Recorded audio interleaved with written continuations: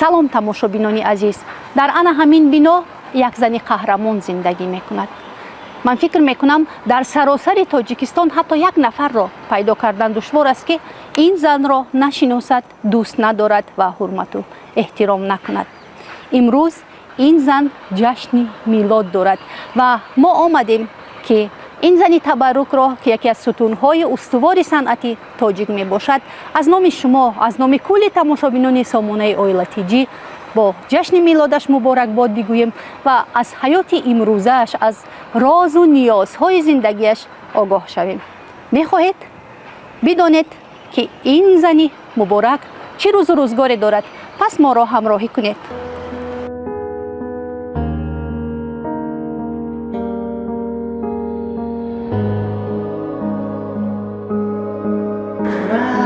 ассалому алайкум. вай тӯба кардам, кустуманатон шумо я нағз медидиян. ин хелкелина чел дӯст надоранд. муборак бошад муаллимаҷон ҷашни милодатон. шумо аввалин шуда, ҷашни 100 солагитон ба иштирок кунед муаллимаҷон. шумоям 100 сола шавиду ман бинам. саломат бошед, саломат бошед. муаллимаҷон мо ҷо як ҳадияҳаки дигарам дорем. این من به یک تحفه عجایب شده اولی شده муаллимаҷон, این باز چی؟ ин тӯҳфа аз номи сомонаи Оила TG ва аз номи шарикони мо қолинҳои пилла хоҳиш кардан ки ин тӯҳфаро ҳатман ба шумо расонем то ин ки من قالین‌های همش برداشته تازه کنی بسپاریدم. اما گویا حس کردیم که شما قالین‌ها تازه کنی فرستادید معلم‌جان. مبارک باشد، قبول کنید، کمی ما را به جای زیاد دانید. سلامت باشید سلامت باشید. بیایید وای نوری دیده تاج سر. این رمزی شد که رمزی اینجا گذاشته چینه؟ مرحمت شما. نه من اینجا میشنم شما. معلم‌جان این خیلی روزم میشده است. مهمانی منزل شما میشده ایم. یا توبه. بسم الله الرحمن الرحیم. معلم جان چه روز و روزگار دارید؟ اینجا همراه کی زندگی میکنید؟ حاضری خودم دیسادید کو. یعنی تنها زندگی میکنید؟ نه تنها نه، من هیچگاه تنها نیستم و باز هر کس تنها است. همین دنیا با تنها میبیایی و تنها با برآمده میروی. لیکن برای هنرمند بعضا تنهایی خصوصا با من بسیار ضرور است. برای اینکه در تنهایی من علاقه فکرهایی چی باید کنم، چی کار کنم، زندگی چی خیلی بسیار چیزهای فکر میکنم. ده تنهایی به من فایده میرساند. من همین قائل شدم که شما از اویلا اولین شده برای تبریکات من آمدید. خوش آمدید، نور دیده. ببینید اویلا این یک دولت که از ستونهای صنعت تاجیک هستید معلم جان. تشکر. اویلا این یک دولت خردکک است.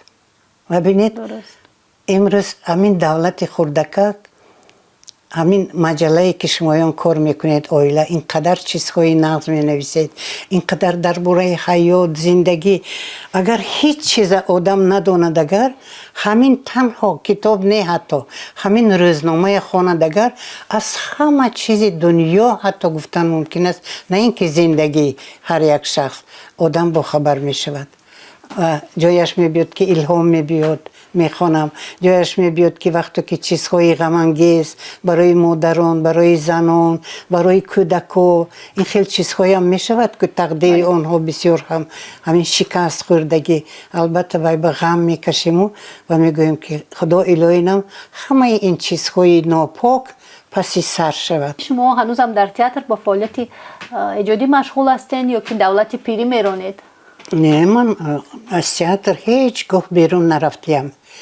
همین چی میگوین یک پاکتی همین تئاتر با آمدم، یک پاکتی صحنه بر آمدم، با یک پا تا امروز من در تئاتر هستم. این زمان روی کدام نمایشنامه کار آن را میکنید؟ ترک نکردم. اکنون نمایشنامه شما علاقه تماشا کردید؟ پورینا ما علاقه بینید نیم سال گذاشتیم با مهری گیاه که نامش علاقه درباره خودش میگوید.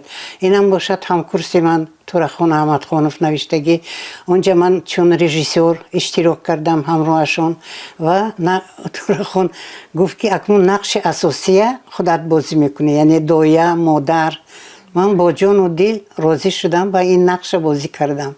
واقعا شما در طول 66 سال فعالیت ایجادیتان در تئاتر لاهوتی بسیار صدها نقش مادر را آفریدید. از بین همه نقش‌هایی که آفریدید، همه مادرایی که آفریدید، کدامش برای خودتان عزیزتر است؟ من همه نقش‌هایم را میپسندم، حتی نقش خردکک. شما واقعا هم خودتان یک انسیکلوپدی زنده صنعت تاجیک هستید. فیروزه خان، شما یک تا کلمه به زبون گرفتید. راستی گپ، من کمتر در خجالت موندم، لیکن در خجالت مونده باشم، لیکن این شما گفتگی سخن راست است. گفتید که من گفتید شما انسیکلوپدی زنده. راستی گپ زنم، آدم های میفهمیدگی، آدم های با فرهنگ، آنهایی که من میشناسن از همون دوره های جوانیم، حقیقتا هم این وقتا بینن میگن که مریم تو انسیکلوپدی زنده میباشی. در حقیقت هم از استاد صدرالدین عینی سر کرده خانه‌شون به چایشون نوشیدگی، کلقند میده کرده ما با دادن. اون وقت اینترنت به من زندگی میکردم، لیکن در مکتب روسی میخوندم، مکتب رقم 10 اینترنت بود. خانه صدرالدین عینی آذرخانه شدگی خانه شون با میرفتیم. مکتب واخوری ها میشد، در واخوری ها میدیدم. خیلی خلاص استاد لاهوتی اینقدر هم استاد لاهوتی اویلشون کتی نزدیک بودیم. وقتی که این کس مسکو رفتن، ما رفته کتابشون از چنگ و خاک تازه میکردیم، زنشون همراه خودشون چای می نوشیدیم، حتی به خاک سپاریدیم استاد لاهوتی. وقتی که در مسکو می خوندیم، غیر از استودیوی ما یک 5-6 نفر کسی دیگر نبود. نوادیویچ کلاد بشه. البته همین نام اکادمی گرفت تئاتر ما، این مهنت استاد لاهوتی بود. بابا جان غفورов وقتی که در گیسیس میخوندیم، ما 3 کسم، من، عبدالرزاق و قشقری میرزایف دعوت کردن سفارتخانه تاجیکستان. به سفارتخانه تاجیکستان هم با ما اونهایی که نغز میخوندیم سیپندی استالینی میگرفتیم و ما یاردم پولی میداد و همونجا به بابا جان غفورов دیدیم، شناس شدیم، شناس کردن سفیری ما. و بابا جان غفورov گفتن که نقص خونید، شما به تئاتر می روید که در آنجا هنرمندای بی نهایت در سطح بلند به صحنه می برایند و نقش احساس می کنند. آنها بازی نمی کنند، آنها می آفرند صحنه بر آمده نقشه. بابا جان غفورov هر باری که تئاتر به می آمدن، حتما خودشون یا همراه مهمان ها آمده اثر تماشا میکردن. بعد خواهش همون هنرمندا کتی روبرو شده سخن گفتن. نمیدونم اینقدر اون کس دوست میداشتن همین چیزا. بعد یک خصلت دیگرشون هم می بود که نه از پدرم من فهمیدگی بودم که بابا جان غفورov چخیلی که زیاده از 30 سال عمرشون صرف کرده، جهان گشته، موضوع و تاریخ تاجیکان رو جمع کرده، کتاب تاجیکان نوشتن. اینه چخیل من سکوت کردم. حیاتشون رو بخشیدن. این حیاتی بابا جان غفورov بود. و بینید که خوشبختانه حاضر ما کتاب تاجیکان هم داریم. من شاهنامه باز تقسیم کردن. اکنون هیچ چیز نباشده مگر تنها همین کتاب خانه، گویا که 5 سال اینستیتوت تمام کردی، تو علاقه همه چیز میفهمی. و همین بزرگا ما بود که تاجیکای جهان شناخت، تاجیکای جهان میشناسد. جهانیان تاجیکستان اکنون میبیان در عصر 21 منه و نان و نمک تاجیکان رو خورده، طبیعت تاجیکان رو دیده، آب شیرین چشمه های تاجیک رو نوشیده، با یک سربلندی می روند و ما یا دوست می دارند، در دلشون جای می کنند.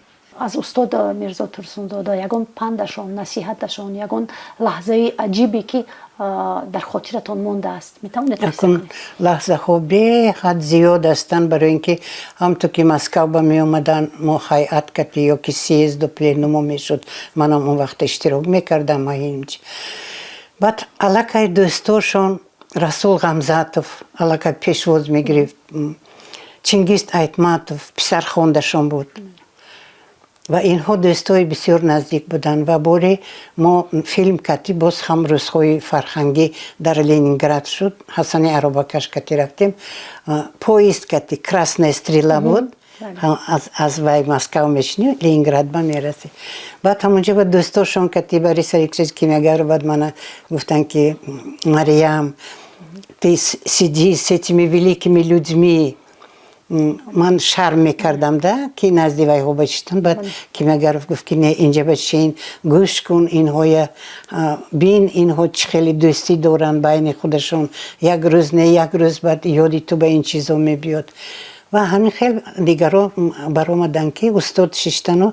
بعد یک چیز همین نقل کردند و اشکشون ریخت.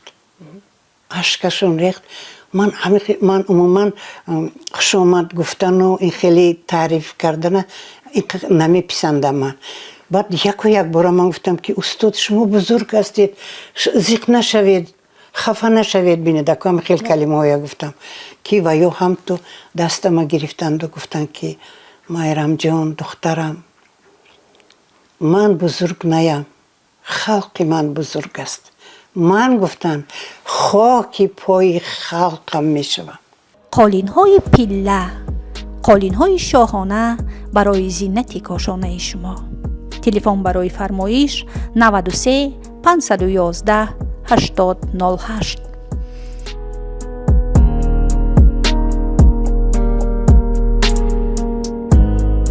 اگر بپرسیم که 3 نابغه صنعت و هنر تاجیک را نامبر کنید، نامی که ها رو به زبان میگرفتید؟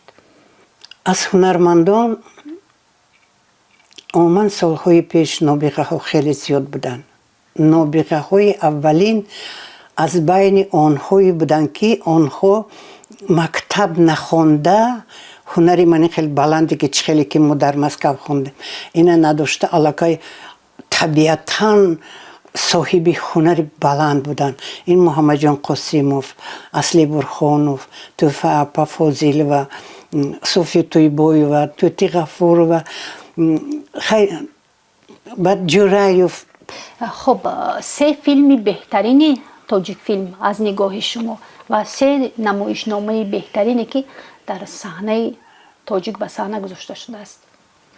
اکنون من بهترین ها خیلی زیاد هستند، البته من نمبر میکنم. اولین فیلمی که تاجیکستان بسیار مشهور کرد این رودکی می باشد. قسمت شاعر. بله این همه میدونند. لیکن وقتی که ما رستم و سهراب در صحنه موندیم و بعد من بریس الکسیچ کیمیاگرف تئاتر به دعوت کردم، همین سپیکتاکل به ویو سپیکتاکل تماشا کردن و بعد وای کردن یک تا کاغذچه بنوشتن که مریم پگه کینستودیو بیو نزدی من گپ دارم. داد گفت که مریم تشکر زیاد به تو، اکنون من بحر اقیانوس فرهنگ جهانی که مثل اقیانوس مثل نهنگ اقیانوس و بحر به میدره شنا میکنی یافتم. این شاهنامه، این شاهنامه می باشد. بعد سر کرد فیلم، من 2 قسم فیلم نوار گرفت و اکنون آرزویش همین بود که درباره خود فردوسی فیلم فرد 3 سریه از 3 قسم عبارت و هم برای من هم برای سیرم جان گفت که اونجا برای شما یا نقش هست. چرا امروز ما نمیتوانیم انا همین گونه فیلم ها داشته باشیم، انا همین گونه نمایشنامه های داشته باشیم که دنیا رو در حیرت گذارد؟ از نظر شما همچون یک هنرمند اصیل اکنون شما همین تارهای بسیار نازک دل من به ناخون زدید، نگفته نمیتوانم. هر یک زمان بود یک پیشروی ها در هر یک ساحه هر خیلی می شود ده. مثلا در این زمان драматургҳои нағз. пеш вай даври мо ба шоиру нависандаю журналисту дигар байнашон бо онҳое буданд ки онҳои асарҳои саҳнавӣ менавиштанд. бисёр ҳам пурқувват таърихӣ менавиштанд, замонавӣ менавиштанд, ҳама мавзӯъа менавиштанд.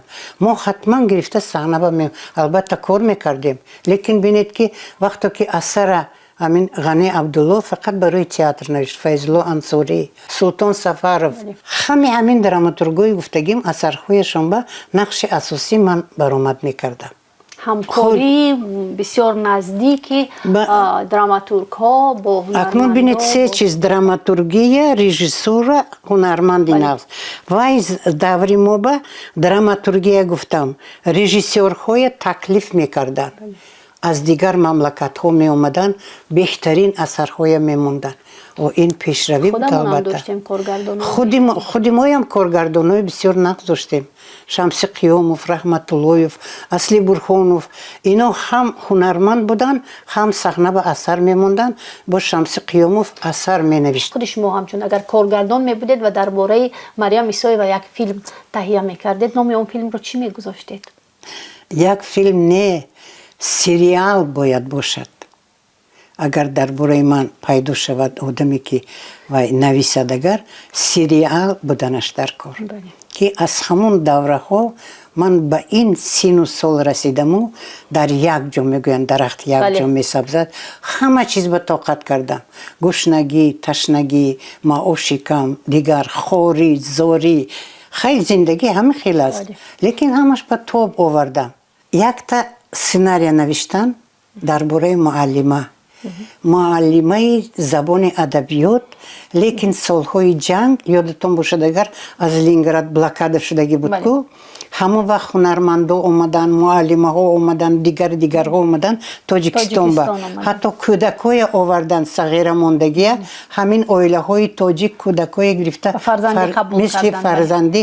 ин мавзӯя бинед, ана ҳамин мавзӯъ ба дар симои ҳамон муаллима ки вай аллакай ман бари амин аллакай сину солаш якҷо ба расидагӣ, нафақа ба баромдагӣ ва ҷанги манин бародар куш мешуд, духтараш қатӣ домоташ мерад, набираш қатӣ ҳамон домоташ мемонаду ва ё интизори он ҳастанд ки тезтар ин кампир мураду ва ё хоная фурӯхта Америка равад.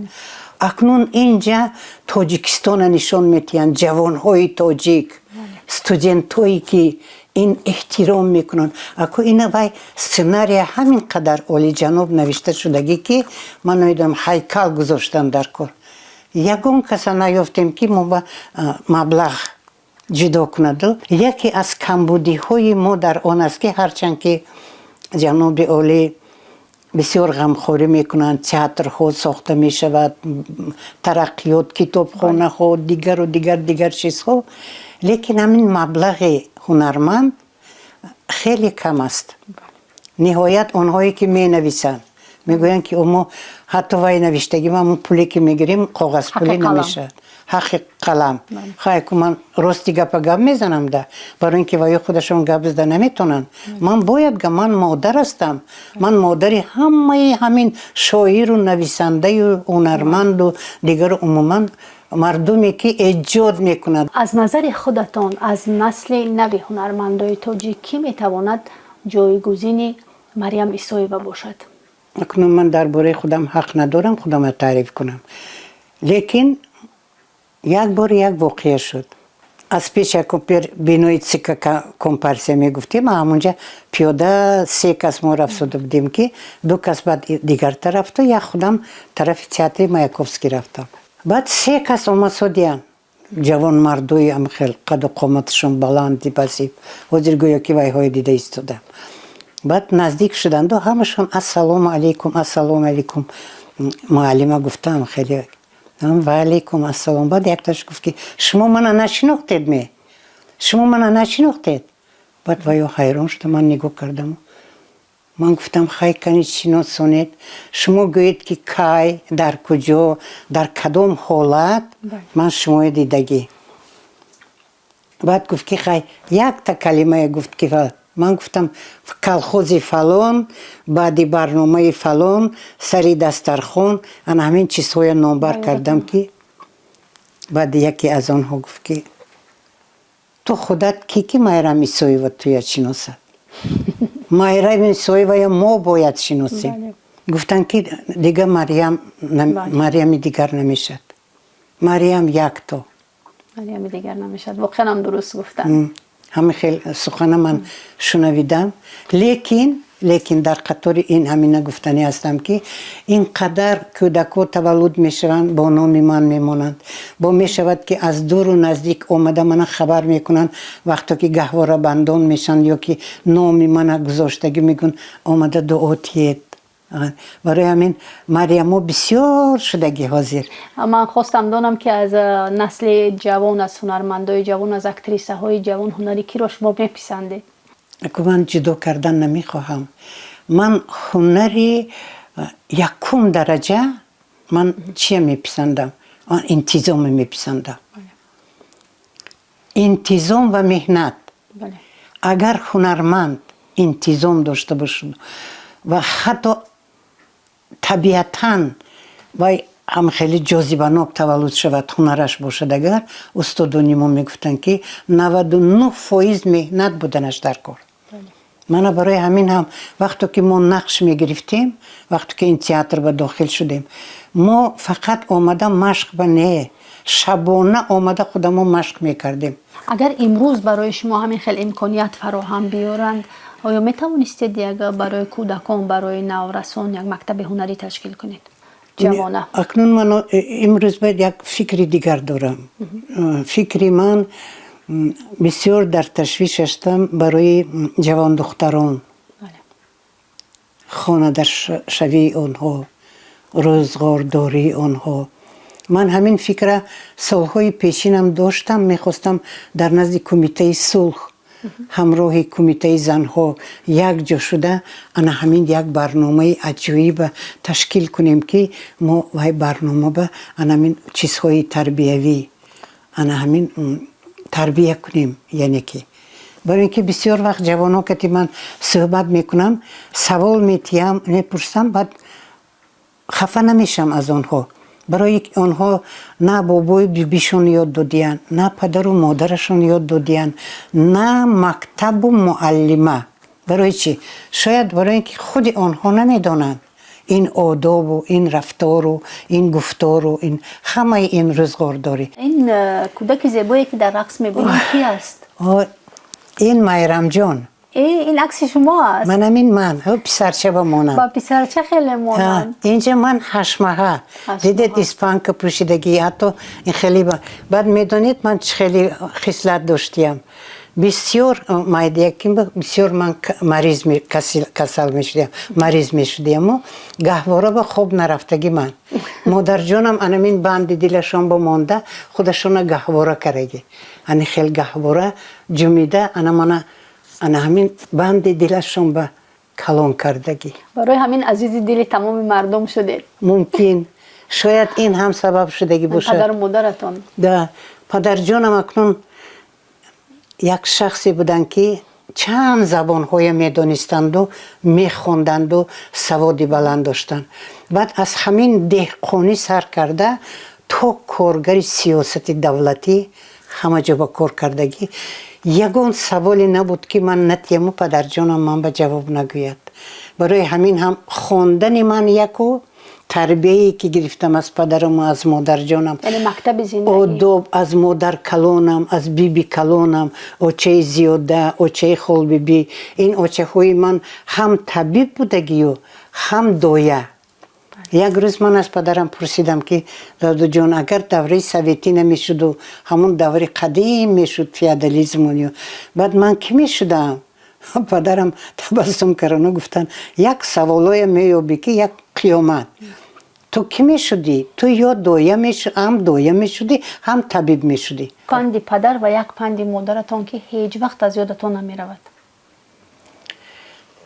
اینقدر پندها زیاد بود که لیکن همین پدر جانم پیاز کوریدن و من چای دم کردم میرفتم نزدشون سری زمین با بعد پیاز کشتن بعد چای وای کردن و چای نوشیدن من گفتم پدر جان همین شما تخم پیاز کوری دیده لیکن شما تخم علف نکاریدید کو برای چی از پیاز دیده علف تیزتر میبراید.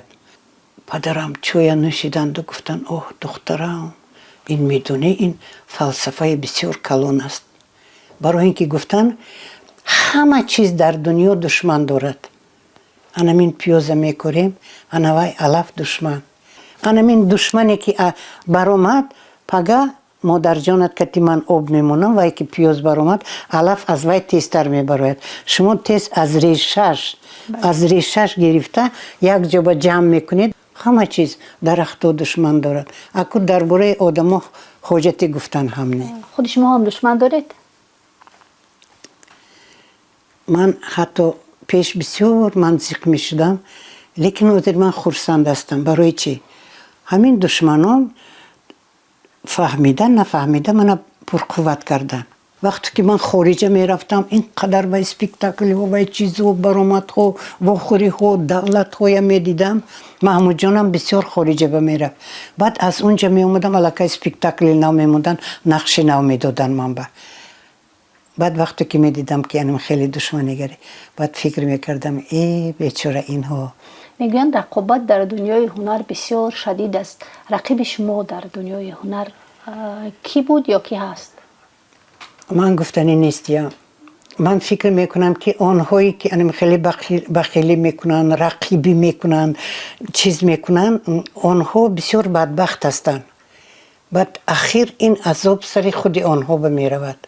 از بین اکتریس ها دوگانه دارید؟ حاضر ندارم. داشتید بیشتر؟ بود یک تا نیم تا. کی؟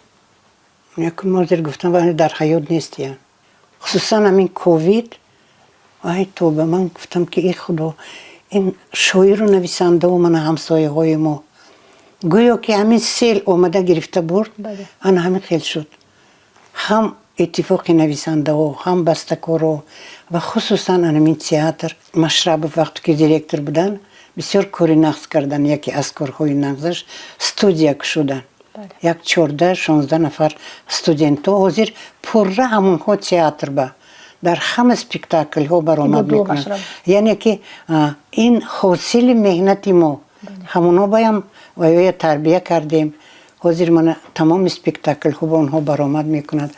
بعد وقتی که من آنها میبینم خود دخترها خود پسرها من مهرگی ها با دیدید که پسرها دخترها همه هم استودنت های ما. بعد من جیغ میزنم اوسته یا که گریم خونم با دعوت میکنم میگم همه کم بودیش گپ میزنم. بعد میگم که چه خیلی باید بودنش در کار. با یک تا کلمه هست زبانی روسکتی گوارش چه پاوزه. سکوتی که زبان دارد. انا همین سکوت ها حاضر صحنه به نمیرسم. همین سکوت ها در زنده یاد یک از ستون های سنتی تاجیک بودند. حتی اکا بسیار هم خیلی سکوت های عجیب داشتند. آخی نه تنها حتی جون بلکه همه ما همون گروه ها همون دوره ها همین خیلی بود. ما وقتی که اثر میخوندن میگفتن که نقش این به همین نقش ها یکی بازی میکنند. بعد هر کدوم ما علاقه میدیدیم. بعد هم خیلی میشیشتیم. بعد آهسته این خیلی میکردیم. یعنی که ما همه بند هم اسپیکتاکل با اسپیکتاکل یعنی خیلی میشود. بینید از عطا محمد جانوف چی خاطره ها دارید؟ اکنون کتاب خاطره ها دارم. یکی از خصلتش همین بود که پیش از همین مرگشم من به وعده داده رفتگی بود. پیش از همین فاجعه شدنش و فقط میگفت که محمود جانم هم خیلی بود. برهان رجب و فینا 3 رفیق 3 دوست بودن. 3 توارش ریمارکا رمان اگر یادتون باشد. میگفتن مریم وقتی که ما همین صحنه مشق میکنیم تو تالار بو قفاتر بشین و بعد کمبودی های موی گپ زن. ما همین خیلی خصلت داشتیم. کمبودی های گپ میزدیم. بعضا جنگ میشدیم. قهری میشدیم. عطا کتی محمود قهری گپ نمیزدیم. بعد پیش از میده مثال گیریم در تق میشد و بعد کی وای گویم محمود جان من بعد مایرم یک بار تبسم کن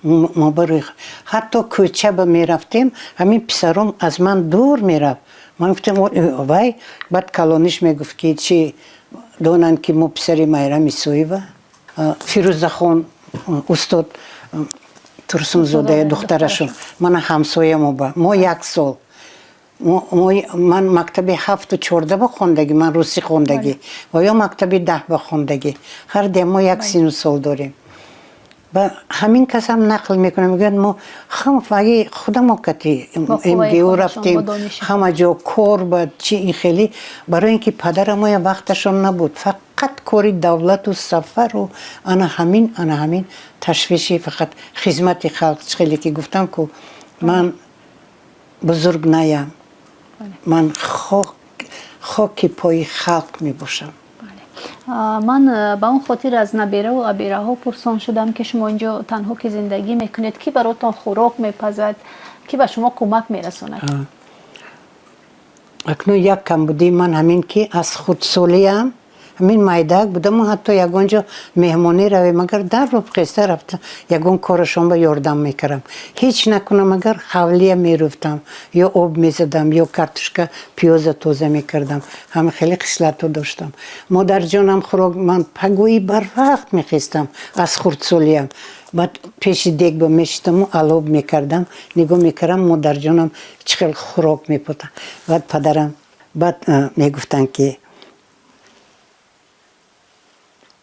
کرامت جان نام اپی کلانی ما گرفته یک دیگرشون با مناسبت میکردن.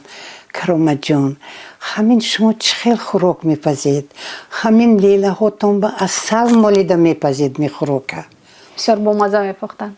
همین پدرم اینه بینید این چی خیلی وصل میکردن، همون ما گردی دسترخون همون مشتشتگی وصل میکردن. بعد مادر جانم کم پیر شدن و شرمگین بودن. بعد این نگوید این خیلی گپ پیشی بچه ها با این خیلی گپ نزنید، گفته انم خیلی کاره هیچ فراموش نمیکنم. این فیلم ارمانی مادر هست که من هم سر و لباس های مادر جانم پشتگی همون جایی هست که مادرم پاکیزه انم خیلی یک خودش سیمای مادرم بازی کردگی. یعنی تا امروز هم خودتان خوراک میپزید؟ آزیره که اینه گفتم تا امروز هم من خودم خوراک میپزم، خودم بازار با میروم. بعد بازار با وقت که من همون فروشنده ها میبینن میگن ای مایرا میسوی مایرا، بعد من به هم ارزان کردم میتیم. بعد میدونی چی میگن؟ ای مایرا میسوی و نه خود که شما خودتون خرید با بیاید، باید که شما یا اقلا ماشین کتی بیارن خدمت شما یا کردن در کار. بعد میدونید برای چی خودم میرم؟ برای اینکه من بسیار تیله ساخی من آدمی نازک همه چی من چینده همون شناخته چیزا میخرم، هر چیزا نمیخرم. من خوراک دوست داشته تان کدام خوراک است؟ راستی گپ زنم همین ترالیبوس با می ایستگاه با می بازار با می مرکه با می توی با می میبینن میبینن این خانمو با یک مهمون شوید چه نغز میبینید شما، من برای شما خدمت کنم. بعد فقط یک چی میگم آشی توپایه، آشی توپا توپا هست این خیلی آشی بریده هست کرامتم میکرد با آشی بریده کلینم من با وای الهیده زندگی میکند. توپا اوگرو هم پیلمین این چیزای ساخته من با میتید که یختانم با منمو که خواهم علاقه گرفته تایور وای کنم خواهی همه نخواهد من با یاردم کند. دختر خاندای بسیار دارم، دوستای خیلی و از همه همین من با کی قوت من با دادگی خلق مهری خلق. این مهر نه زر و نه زیور و یگون چیکتی خریده نمی شود. 42 ساله شدم و خیلی پدر مادرم با فقط یک پا مامونچه بود خبر می گرفتم و پدرم گفتن که دخترم اکنون تو نفقه برو. بسیار بند بودم من ده و گفتم پدر جون اخولی من 5 فرزند ندارم که از حساب 5 فرزند برایم نه 42 نفقه نبرم دیم برای چی؟ و گفتن که دخترم همین قدر تو مشهور شدگی که تو اگر کجایی که نروی هم تو داره تختق کنی وای داره کشاید گفته آغوش گرفت توی برده پیش دسترخوان با میشنوند علاقه خوراکی تو تیار عزت و حرمتی تو تیار دیگر هیچ درکار نی این ببین 42 سالگیم با این بچه‌ها یک سالها گذشتن پدر جان مادر جانم هم رفتن و من گفتم مثل اولیا این کس پیش بینی کردگی بودن لیکن یک چیزش این گپا گفتم و در رو با یادم اومد اول آدمین وقتی که جنگ کنجایف شد که همون پگویی تیریزه خانه پدر مادرم میزنم مادر جانم کسال تگی تیریزه بخورده همونجا جان میتین همون روز تانکو بتیرخو و میکرن تیر پرونی من همین تگی تیر و توفنگ پیاده تا شفچنکای دوید رفتگی هیچ کس نبود یگون وزیر یگون اداره همه گریختگی همه نیز جنگ رفت سود است تیر و توفنگ همطور در اومدم گوریس پاکومکو پیشتر بینوش با درک شده در اومدم شتیان مگه السلام علیکم گریه کردگی من گفتم التماس میکنم من با یگون ماشین یافتید مادرم وفات کردن من باید که خاک بسپاریدنم در کار بعد وای حیران شد گفت که اوزیر هیچ کس نمیابیم بعد من گفتم خیلی من اقلا سری منزل روم همون جوش یابم و قبر کفتم با بعد سونی ماشین آب میزنن که آب زنن بعد زنگ زدن همون ماشین آمد هوای ماشین به ششته کابینش به همون سری اوسیو برفتم سری اوسیو رفتم خیلی همونجا مردکو من دیدن دویده اومدند و بعد یک جای نشان دادم من گفتم نه نمیشد اینجا با دیگر جای نشان دادن نه بعد یک تاش گفت که اپای مایرام از من کلونو من اپا میگفتن ولی مایوش بودم اپای مایرام یک جا تگی دندان موندگی هیچ فراموش نمیکنم انا همونجا برده نشان میتیم نه نگوید با من گفتم حیران شدم اینجا تگی دندانم میموندینده بعد رفتیم همین این طرف کتی میروی یک میونه جای همین جای بلندی همین خیلی بر اومدم هم تو ایستادم و بعد گفتم که انا همینجا به قبر کوبتون بعد گفتم که یک تاش دادر گفتم اینجا بیا خونی که همینجا به نزدیک هم گفت که من حکیم جان خونش من گفتم حکیم جان دادر خوند شو من با انا همینجا گفتم تو اینجا همشه همون یک بندی وای کتی بسته محکم کن همین مسافه ای خدا جان وقتی که چیلی مادرم گذراندم بعد پدر جانم گفتن که رفته که بینه منزله بعد همونجا بردم که اسو دستشون به امخیل قرآنای خوندن و یو عشق امخیل ریخت و گفتن که اوه دخترم تو خدمت پسرم نکردی اکنون من خودت خاک بسپاری ان همین بری مادرت بری مادرت به من خاک میکنی همین خیلم شد بعد 3 فرزندم گلناز پسر چشم شوهرش 3 اینها کشته شدن بعد اپیه که کلونیم گفتن که دیگر جا میبریم من گفتم نه همون یک تا جا خودم با گویا که یک حولی همه یک حولی وقتی که من میرم میگم که السلام علیکم هم یکتون یک حولی به من خبرگیری اومده شد اکو نمیدونم از همین من بسیار از خودم میندور میشم اکو یکم بارم این گپا گفتم برای چی برای اینکه خیلی من عقل کردیم من آدما پدرشون گراندگی یا مادرشون یک جا گرفتگی دیگرشون اینجا بابایشون هر طرف با باشد از اونی من هم یکشون یک جا روشون شد باشد اپای مریم شما با سین مبارک 90 قدم میگذارید یکون آرزوی بزرگی دارید که تا امروز عملی نشده است یا حرفی دارید که تا امروز نگفتید و میخواهید توسط همین برنامه بگویید خیلی سالهای پیشین وقتی که جنگ برادرکش بود ما اینقدر در این جنگ ها اشتراک کردیم سپر شدیم بسیار زنهای همین پایتخت اولین شده در همین جنگ ها اشتراک کردیم یراق به دست نگرفتیم و لیکن چون مادر عمل کردیم و پرزیدنت تاجیکستان امام علی رحمان بسیار موقعی نزدیک بودن بسیار معرکه ها، این روزهای مادرها با تبریکات ها میشد. اکنون من میخواهم که بعد اینقدر سال از نزدیک یک بار بینم و صحبت کنم همراه امام علی رحمون و رستم امام علی. از نزدیک دیدنی هستم، گپی گفتنی دارم و به همین دو شخص گفتنی هستم، دیگر به هیچ کس گفتنی نیم. آرزو میکنیم که همیشه تنتان صحت باشد، همیشه طبع بالیده داشته باشید و خدا کند که در جشن 100 سالگیتان هم اولین شده باز به تبریک شما بیاییم. های این گپا گفتید همین فقط کجایی که نروم من با میگویم که یک تا دوتید اتوبوس می ایستگاه می نمیدونم کجایی که نباشد. خیلی بعد من گفتم که چه خیل کنم که همین دو کوتاه باشد. این بعد یک فکر اومد. انا شما زیر همین گپا گفتید 100 سال گفتم. بعد من میگویم که الهی 100 به درای دو من بینم.